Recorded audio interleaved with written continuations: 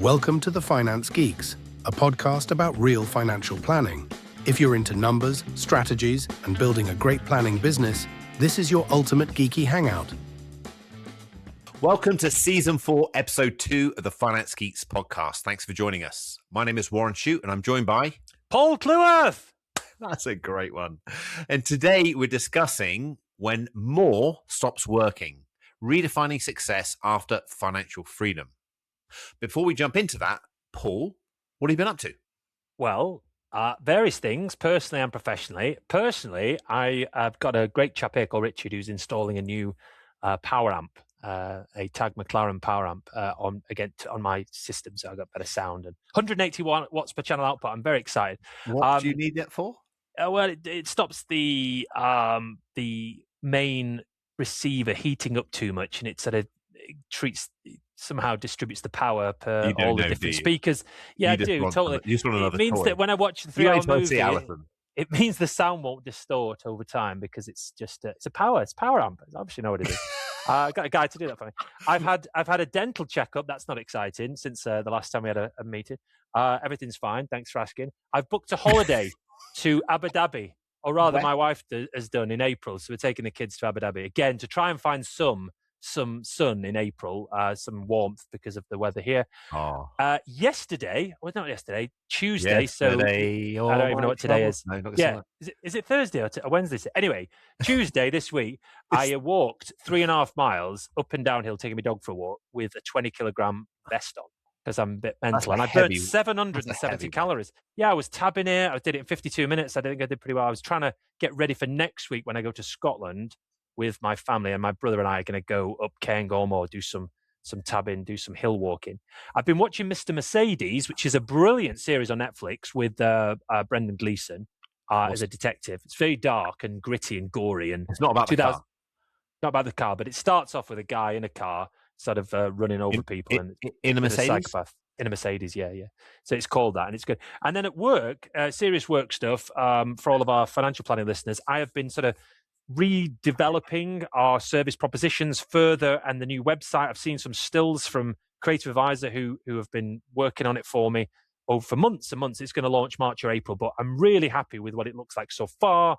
And today I was chatting to a chap at DFA, Dimensional Fund Advisors, about the investment committee toolkit and a sort of revision on the one I've seen previously to sort of tweak and redefine our committee notes on, our investment proposition. So yes, really busy. How about you, Warren? What have you been doing? Absolutely nothing. Very good. Nothing. As in not leaving the home, not opening your laptop. Just no. That's just being cheeky. We went out for a meal on Saturday night. This really nice restaurant, not too far from us, near Fairford, and my good friends asked me to be godfather to their lovely, gorgeous daughter. So, I was over the moon. I was like, nice. welling up, and I had to order a very large Macallan, and we drank that and celebrated. So, it was very fantastic. Good. So I was very pleased with that. It's training hard, also training. I've got myself a big target, big goal this year. So, which is, head down. What's the target? Probably around about lose weight, run a marathon. No. It's a body composition. Trying to get body fat levels down to about 15%, something like that. You need the jab. Was that being cheeky? It's no. It actually, it works for some people. And do you know what? Not being funny here, but there's no way you're going to get it to 15%. Are you talking about BMI? Body fat. Oh, body fat. Yeah. What is it at the moment? Do you want to volunteer that for our listeners? It's probably mid to late 20s, I reckon. That's tricky, isn't it? God, losing fat, all the good things, all the fun stuff, booze, kettle chips. See, I'm not a big drinker. Doritos. I'm not a big Doritos. They're all bad for you. It's and apart from that, it's house stuff. The amount of time, it's like getting quotes, getting builders around, getting comparisons, that sort of stuff. So downsize to a new build, then you won't need to do any of this rubbish. It is a project, I tell you that. So, our listeners are bored listening to me rabbit on about walking and 80s movies, I'm sure, and you about your house and moves and stuff. And okay, so let's move on to the main. Let's move on to the main focal point. So, when more stops working, redefining success after financial freedom. So, tell me, what was you thinking when you came up with this title? So most people, well, thanks. It's one of our mission statements, if you like, helping clients achieve financial freedom. It's not one of them. It is the mission statement. And when someone says to me, "What do you do?" I generally say, "Well, I'm an astronaut or a fireman or something," because financial plan is boring, isn't it? But if I'm talking to someone about work, I'd say I help my clients make smart choices with their money. Right. So you're helping them achieve financial freedom. What does that mean? That means to me, getting to a point in the future where you've got enough income coming in to not need to work. Because it doesn't mean retire. We don't like that word. We don't like retirement, but achieving financial freedom is the sort of the ultimate from a financial planning perspective, because you sort of got more choice, more flexibility. But in reality, the achieving financial freedom is a sort of handover point. You're going from building money, you're accumulating it, to sort of either decumulating it, but you're going from sort of growth to meaning. You're going from can I to why am I? And I think that this concept of getting to this point of always achieving the goal, you've got to ask yourself, what do I do when I get there? And you've got to be prepared for that question. What am I going to do when I don't need to work? I could choose to, or when I can start enjoying all this money that I've saved. Yeah, it's interesting. Psychologically, what you're doing is you're thinking of it as a destination, aren't you, as opposed to a journey. And I have this conversation with my clients a lot. It's like, I believe we are either growing in life or we're dying. I think there's no middle ground. It's the same with business. A business isn't just stable. If it's stable, it's going backwards because everyone else is going forwards. And it's the same within life. We're either growing, we're developing ourselves, or age is taking us back. So I think it's nice. I think it's quite healthy to have aspirations and things to look forward to, but whilst enjoying the journey. I think if we don't enjoy the journey, it can be very empty. And I have an expression that I have a personal mission statement, and it's live like we'll never be this young again. And I have a compelling vision, and I have it laminated. I do it once a year. I do it 2 copies. One where I clean my teeth, and one I keep in my briefcase. So I've always got one with me. And at the top it says, "Make it visual." Absolutely, make it visual and repetition. You've got to keep reading it. You can't expect to be fit by going to the gym once. You can't expect to achieve your goals by just reading them once. Yeah. It's like, what are we? We're recording this on the 11th of February. How many of you have already broken your New Year's resolutions? It's just, you repetition. And it's like, live like we'll never be this young again. And I do that. And I just think, and that makes me, fall back in love with my wife and just do passionate things and have fun and stuff like that, rather than just going through the mindset of, we've been together 31 years. These things happen. Well, you've got to be spontaneous, haven't you? You've got to come up with new ideas and, not just fall into the trap of thinking that either retirement is the end, or that I can just calm down, ramp everything down when I've got enough money. And the change is you're replacing purpose you're replacing direction with purpose. When you're building your pot to achieve financial independence, you've got this roadmap that you're following. If you're working with an advisor, and the advice, am I on track? Am I on track? And eventually you get to this point, and it's a really tricky thing deciding. Okay, when have I got enough? What does that mean? Is enough a number? Probably not. Is it clarity? Yes. It's when adding more stops adding value. So you think, well, is £1 million enough? Is 2 million? Is 5 million? What do I do when I get there? And one has to be prepared for it and really flick a switch almost, or be prepared to change the mindset to say, what is my definition of success? Is it being a great husband or great wife? Is it being, I don't know, someone who's got a purpose beyond themselves, outside of themselves? You've got this thing to live for, that you're going to continue to stay young, stay fit, stay agile, and just enjoy everything that life offers. But it's different for everybody. But I think that the problem, and I'll hand over to you in a sec, the problem is that people hit financial freedom and then they keep playing the old game. Yeah. It's a scorecard that they reach and they go, oh, right, yeah, but I could do more. I could get a bigger car. I better go back to work and earn more money instead of changing the mindset. I explain to my clients that achieving financial freedom isn't a financial outcome. It's a habit. You have to change yourself to be that person who's financially free. You can't chase the money, because if you got the money but you've got the mindset and the habits of a poor person, you'll just lose the money. So it's about changing yourself, becoming the person who wants. And I say to my kids, okay, you want a great boyfriend, girlfriend, okay? Go where great boyfriend and girlfriends hang out. Don't go and hang out in the pub and the nightclubs.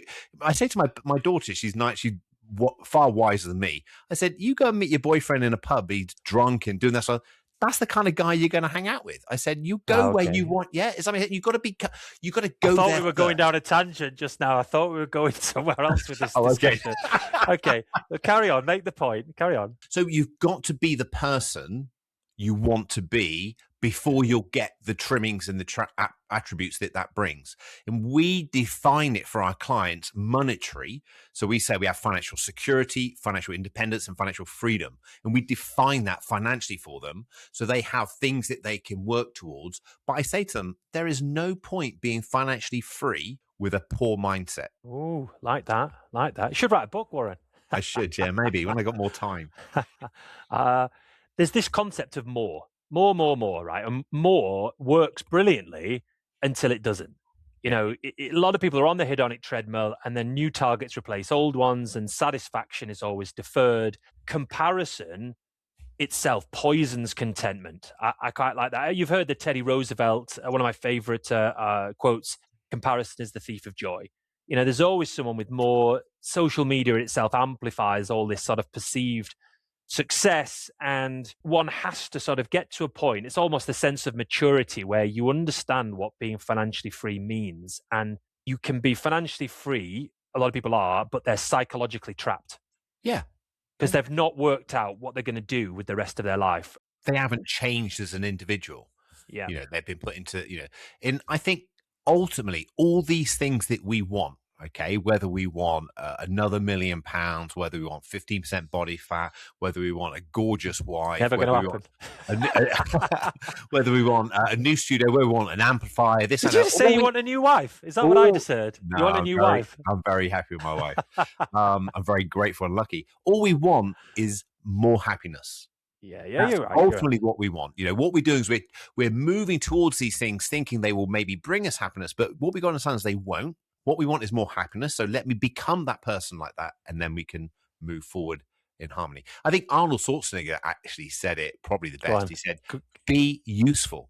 Yeah, he's written the book, hasn't he? Called "Be Useful." Just be useful. Be useful. And I remember Sam Adams, who was the guy who Old Dimensional, brought Dimensional over to the UK. Really smart guy. I had a lot of time for him. He introduced me to Dimensional, and he said to me, Warren, either do a job that you earn so much money you don't have to do it for very long, and then you can go and live your life, or do a job that you love that it's not work, so you just carry on doing it like a hobby. And that really stuck to me. I thought, wow, that's a really, really, really sort of profound thing. And it's true. I think, and I sort of say to my kids, choose one of those two things and pursue it. Yeah. Yeah. Make your vocation a vacation. That's a terrible expression. Right. So before, you were talking about, I can't remember what you said exactly, but you said like safety, security, stability. Yeah. It definitely makes me think of Maslow's hierarchy of needs. And I have a presentation I show my clients, which shows the triangle, and we've sort of changed it a bit to make it suitable for financial planning. And the bottom of the pyramid, safety, security, stability. Yeah. Do you call it Paul's hierarchy of needs? Yeah, absolutely. Who's Maslow? And financial freedom shifts clients up the hierarchy. So you then get belonging, esteem, and eventually to self-actualization, whatever that means. But it's being the best that you can be. And this idea, we've asked the question before, and I've heard it asked a lot, and I'm still trying to come up with my version of an answer about what success means to you, and what its success means to anybody listening. And I think it's actually being the best version of yourself. It's achieving meaningful goals, ones that sit with your values, But what comes with that as part of the mindset, I think, is this change to, it's almost like a sense of maturity. I've tried to flick the switch to not accumulate materialistic things. I'm pretty hopeless because my wife will call me a kleptomaniac on things for, books, whiskey, DVDs and stuff. However, it's got to be experiences over stuff. You definitely get to a point of maximum capacity of stuff whether it's a new car or new things that you think you need to have because social media tells you should have them. But I would implore anyone listening to this to sort of have more experiences, book tickets, go on, do things. It opens your mind way more than any new car, DVD, old school Blu-ray or Blu-ray player that you can buy. Any I know, That's Blu-rays. even old school. I should start streaming. And I think there's a lot of research around this too, that I think experiences have a prolonged happiness period. And when we do surprises in our house, it's not really a surprise, because what we do is we tell the individual what we're going to do, but they have the anticipation of that. They have the event and we record it. We bought a camcorder, believe it or not. I know the phones do it. We bought a little Sony HD camcorder. We just leave it in the lounge. We take it away with us and we just do little videos. Really? Yeah, because it's different to holding a phone, I suppose, because that's all it does, isn't it? It just takes videos. I can take the SD card, I can put it, and then we've got a memory, got a catalogue of experience. So when we can look back and things.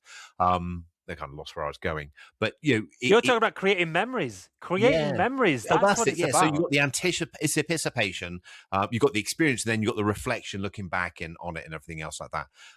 For Mother's Day, I know she's not my. I decided to get a catering.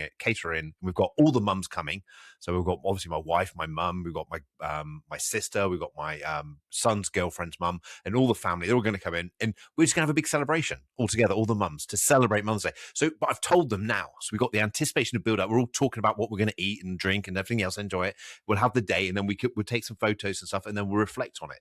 Yeah, nice. So it's having those experiences, I think, that will bring prolonged happiness. Whereas the car, for example, often, and this is not always, I've got some people who do love cars, but often I think people buy items like that because they want people to notice them. Yeah. And actually, when you're driving it, you realize that people could give a monkey's what you drive. I know. What's that expression? Nobody's thinking as much about you as you are. Yeah. So you drive this fancy car, costs you a load of money. You could just go to a showroom, sit in a car for a bit, smell, maybe take it for a test drive and say, right, I've got that out of my system. And we went through this same thing this week. We're like, we had 4 punches over the last 4 weeks in our Tesla. And it's all battered and scratched, quite frankly, because the latents around us. But we thought, right, we're going to buy a really fancy, 4x4 car.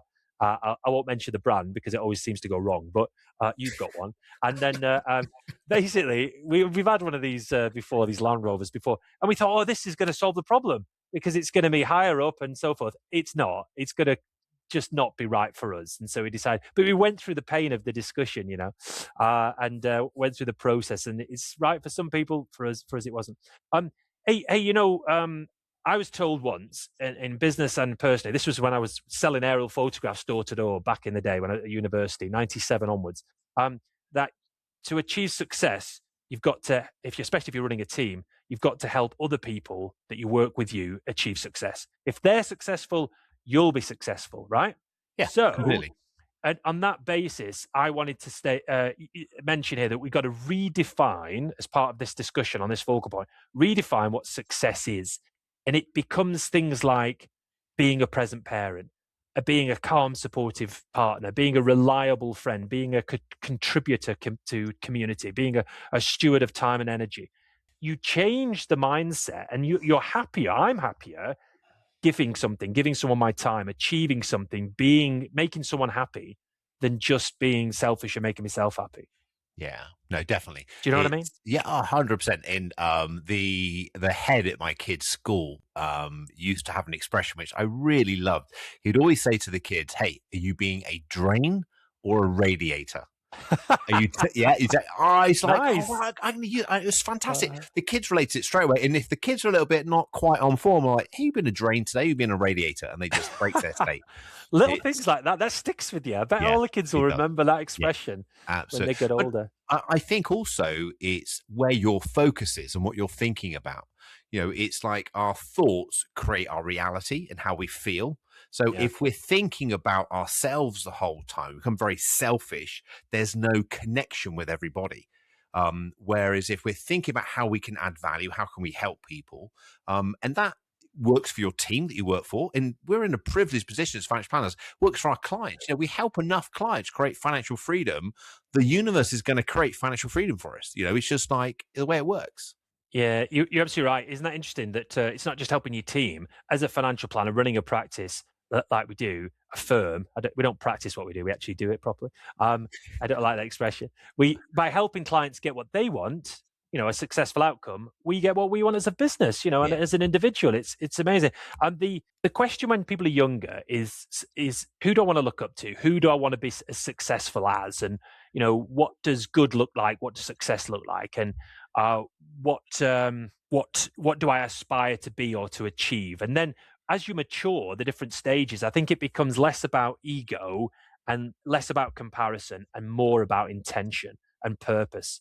I think intellectually we say that, and I agree with you, Paul. I'm not disagreeing generally, but I've noticed people. Things change when you drive a flashier car, when you have a flashier house.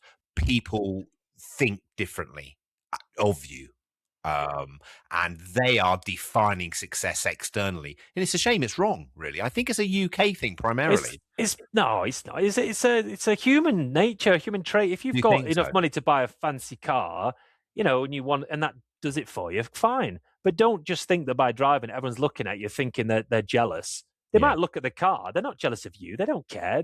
As I say, nobody thinks as much about you as you do, is the truth. And you've got to decide as you were going back to this point about what makes you happy, what the new routine is going to be after we achieve financial freedom, what the success is going to look like. And we talk about retirement, right? And the whole concept of retirement is sort of outdated. I agree. And retirement in itself shouldn't be the goal for people. It should be choice. Choice is the goal. Financial independent clients, they work differently. They say often work less. They sometimes don't. They continue to work sometimes, but they work on what matters. I think the risk when people retire and leave work is they lose stress. And I say that as a risk is I think in the modern day, we see stress as a negative thing because a lot of the time we try and solve everything. But stress is what keeps us firm, keeps us upright, and allows us to grow. And I think when you retire, you generally have no stress. And that's when I see my clients age so quickly. Do you think stress is the right word there? I mean, are you talking about an activity or a project or something? Because stress in itself is the silent killer. It manifests itself in terrible ways for people that have strokes and heart attacks and high blood pressure. And I don't think stress in that sense is a good thing. Are you talking about being busy? I don't mean extreme stress that you can't think for yourself, but I think making sure you have accountability and making sure that you have some kind of routine and obligation to people outside of yourself.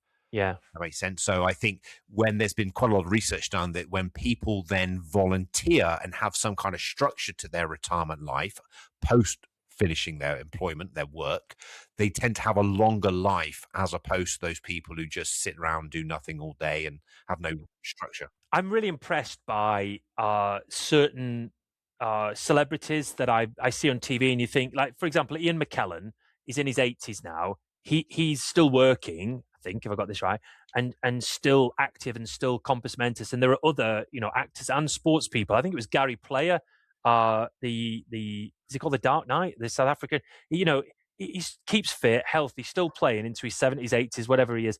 It fascinates me that people are. You don't have to run work at 100 miles an hour. And if you are working 40, 50, 60 hours plus a week, earning good money, building your financial plan, you get to a point where you don't have to go from there to zero. Correct. You can carry on doing something and just get to this point where you're going, I'll work 1 or 2 days. And it's the balance.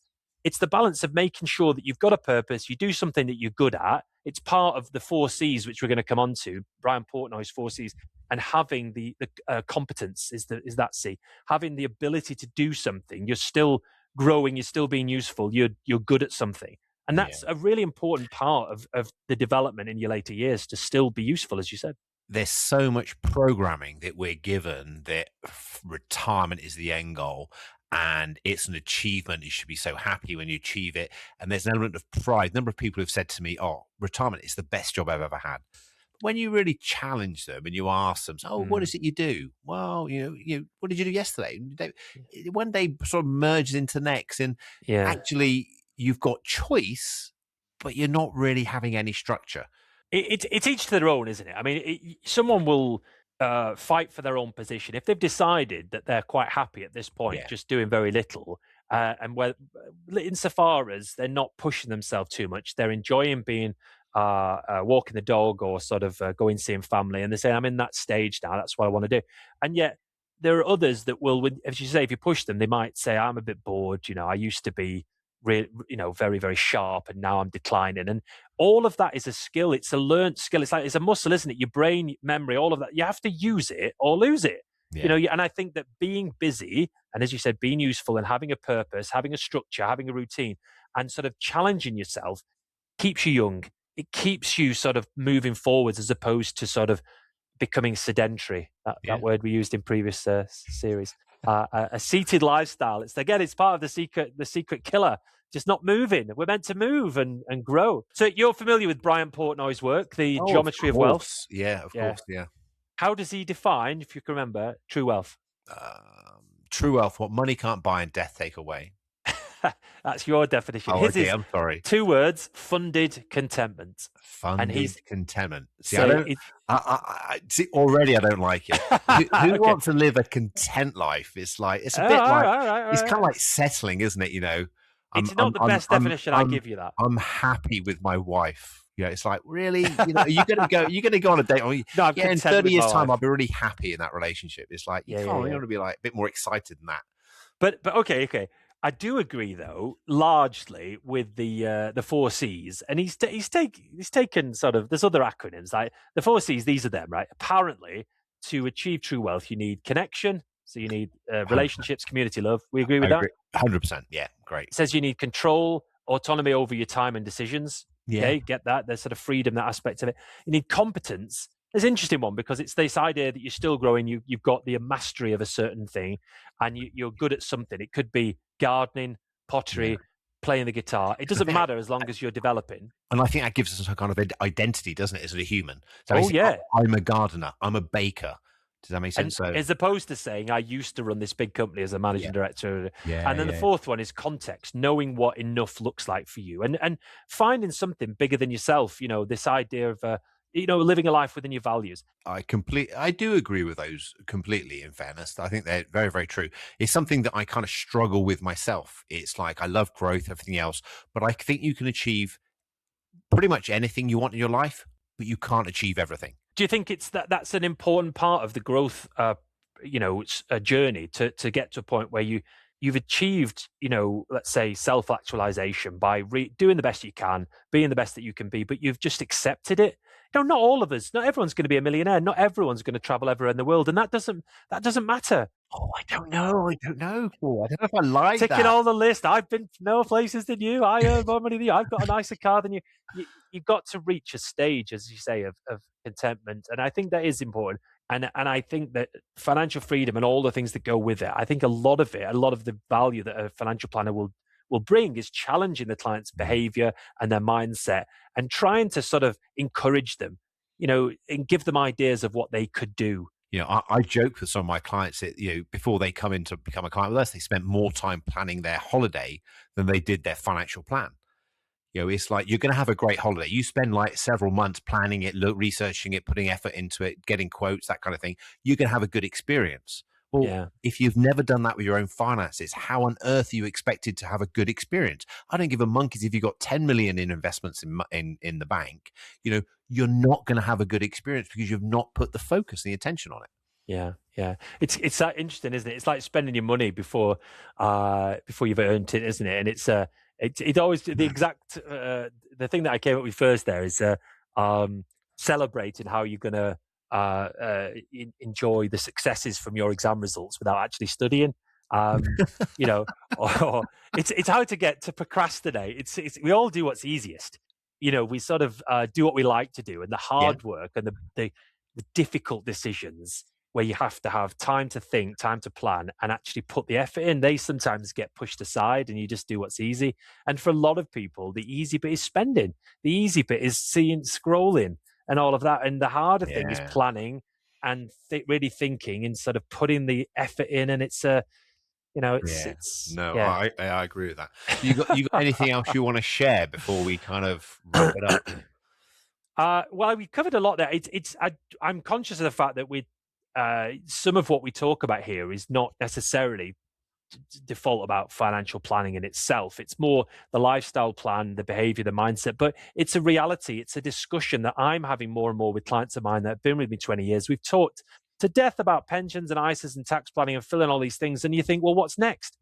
And more of the discussion is about spending their money, about having fun, about giving them permission to spend, about inheritance tax planning and gifting and the other things that happen later on in life. But it's more fun, in all honesty, to have that honest discussion with clients. And it's more fun for me to often to talk about holidays and to talk about fun stuff like gifting and treating kids and enjoying their money. No, I agree with that. And I think the 4 C's that you mentioned, although I probably couldn't repeat them, are very important. That they're very true. They're very real. And I think trying to encourage your clients to become the person that they would like to move towards, whether that's in their accumulation stage or whether they're wealthy and they now to redefine their identity from being a business owner, chief exec, to being a quote unquote retired individual, helping them find purpose and identity. And dare I say, I think for the research, and for me, I think gratitude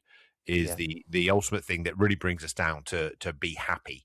It's difficult, regardless of how much money or how successful or how amazing you are, Warren, to sort of feel happy sometimes and to feel that you're making progress, because you're outside, it's dark, and you wake up, it's dark later on, and you've got slightly drier days and light days, but it's this mindset, right, of being positive. It's actually sometimes quite difficult if you're on the drudgery of a treadmill and you can't see light at the end of the tunnel. So I like to be a bit of a guiding light for my clients without sort of saying it's the tandem cult. It's without trying to be some guru who knows these. I just want to help clients be the best they can be and be honest with them. And it's part of the joys of the job, in all honesty, of finding that client's optimal position and helping them feel good about themselves. We give guidance. That's what we do as advisors. We give guidance. Cool. Hey, okay, let's wrap up. Let's move on to Q&A. Do you have any Q&A for me today? So I've always got some quotes. I like Stoic quotes. We know. Have you read that Stoic business book? There's a Stoic business book, isn't there? Is there? Oh, right. Okay, I'll look into that one. I've got loads of books on Stoicism, especially by Ryan Holiday. I like a lot of his stuff. So Epictetus said this: wealth... Epictetus, that's how you say it. I got corrected by Andy Hart once. I used to say Epictetus, but it's Epictetus. This is his quote: wealth consists not in having great possessions, but in having few wants. Sorry, I actually didn't hear the quote because I was still thinking Andy Hart likes this as well. No, he didn't like it. He corrected me on how to say the name. Right. Vince can change this. Cut this out. Okay. The quote is: wealth consists not in having real possessions, but in having few wants. And it's the whole concept of enough, Warren. Yeah, no, I get it. I'm just letting it sink in. I'm letting it sink in, really. No, I don't disagree. And Seneca said, it's not the man who has too little, but the man who craves more that is poor. And I think the word there is craves, isn't it? Yeah, absolutely. I do like the on the flip side, the film Wall Street, where Michael Douglas says greed is good, and you're thinking, okay, yeah, greed is, and it's the whole continuation of that. But you can strive for more. That's great. But at the same time, you do reach a point when you think, well, how much is enough for me? And can I live within those means and live that life? And we talked, previously about this very concept. You either accept what you're going to get, or you carry on working until you're 75 to achieve more. We're going to wrap it up, but I think my pushback on that would be that you see it as something external of you. the work isn't me. It's over there. It's something I'm doing to achieve something. And that goes back to what Sam said. Do something short term if you don't like it. If you're doing something you enjoy, why would you not just carry on? Have you got a quote for us at all already? Well, the only quote I kind of said during the podcast was just like, which I say to myself every morning, live like we'll never be this young again. Which I think is really, really sort of powerful to make you realize that, hey, do you know what? Let's just enjoy life. Let's enjoy this journey called life, not focus on the end point, but the process of what we're doing. I also say to my clients, what we're trying to accomplish here is true wealth. What money can't buy and death take away. What we're not going to sort of regret when we're at the age on our own, that kind of thing. What I get from you a lot is the positivity. It shines through, Warren. I mean, I feel terrible giving you a compliment here, but it's the first one, I think, Paul. Don't worry. I know. I can't believe it. I don't want to do this. I feel awful. I'm going to mini sick. No, he's going to ask Vince to cut it out. But listen, making something visual, very important. Writing stuff down, important. Saying stuff back to yourself, very important. To practice and to have this routine. It sounds a bit odd sometimes to do it this way, but actually, you're much more likely to achieve goals and be the person you want to be if you repeat it and if you think about it and you get into the right mindset. It's the worst thing is the dark depression and sort of not being in a good mood and sort of thinking, right, come on, be positive, be useful. Yeah, be useful. Yeah, absolutely, definitely. Okay. Thank you very much for tuning in today. That's a wrap for today. This is the Finance Geeks, and we'll see you in a couple of weeks. Thanks, guys. Bye now. Thanks for tuning in to the Finance Geeks. Don't forget to like, subscribe, and leave us a 5-star review. Drop your comments and questions on YouTube, and be sure to follow us on social media. Join us next time for more insights to boost your financial planning game.